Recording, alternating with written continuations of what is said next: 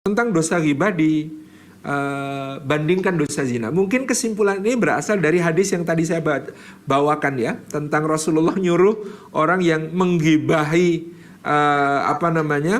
sahabat yang berzina yang kemudian dihukum oleh Rasulullah SAW, itu disuruh makan daging kambing yang sudah jadi bangkai busuk.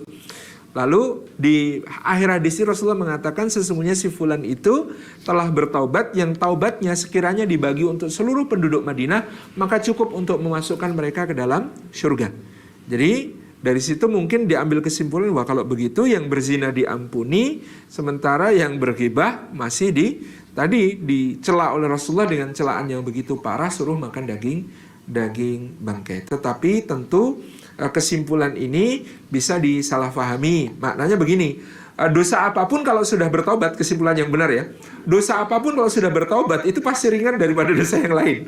Jadi kalau kita hendak menghibai seseorang, termasuk orang yang berzina ini, kita harus ingat, jangan-jangan zinanya sudah diampuni karena dia bertobat, kita ghibahnya nggak diampuni Allah, itu bahaya gitu ya. Jadi jangan-jangan zinanya sudah diampuni tapi ghibah kita belum, itu yang berbahaya.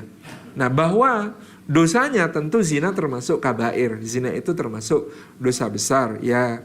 Tidak bisa dikatakan dengan simplifikasi bahwa ghibah lebih besar daripada zina gitu ya, karena nanti jangan-jangan ada orang yang berkesimpulan lebih baik zina daripada ghibah. Ini kesimpulan yang keliru lagi gitu ya.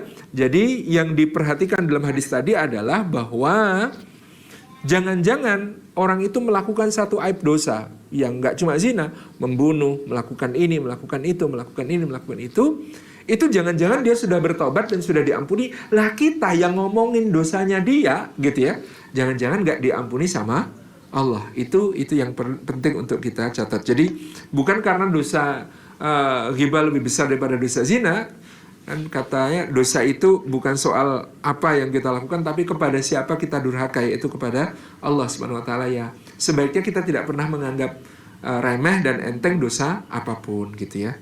Itu jadi tidak bisa diambil kesimpulan begitu. Maknanya tadi adalah agar kita jangan ghibah, karena apa? Jangan-jangan dosa yang kita ghibahin itu sudah diampuni Allah, lalu dosa ghibah kita nggak diampuni Allah. Itu yang berbahaya.